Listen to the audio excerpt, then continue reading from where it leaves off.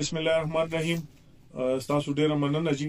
دا نن چې کوم زموږ په ضلع شانګله کې کوم واقعیا افسوسناک واقعیا مخې ته راغلی و، دا غي په پاداش کې زه تاسو سره یو څو خبرې کول غواړم. زموږ دوه ځوانان چې کوم د ماب کې چې کوم شهیدان شوي دي، د هغه د ماب چې کوم نو دا د سحر نه دلته کې موجودو. پولیس دایته خ سکیورټي مو ورکړو پراپر طریقې سره. پولیس ما خپل ډیپټي کمشنر موږ د دې علاقې موززین راوصل هغه د سره خبرې وکړلې، د دې چې کوم مشران هغه مراوصل هغه سره موږ خبرې کولې. مین وایل اچانک فایر شروع شول، چا شرفسند فایر وکړلو او دغه پتم دا ولګید د میډیکل رپورت نه چې د شاته نه دا ځوانان چې کوم دینو دی وشته شوې دي، ان شاته نه چا وشته دي چې پاري کې موږ پراپر اف آی آر هم کړی دی. ان شاء الله موږ به دا معلومه پوجي دا چام کړی دي.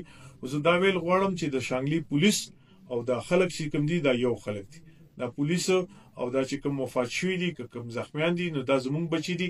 مونږ په دای باندې دردمن یو، دا زمونږه سرمایه ده.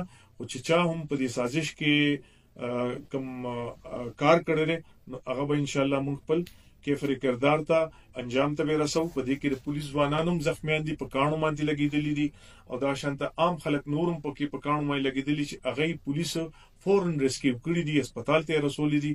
او په میډیا باندې غلطي خبرې د دې خبرو متعلق خوري دي.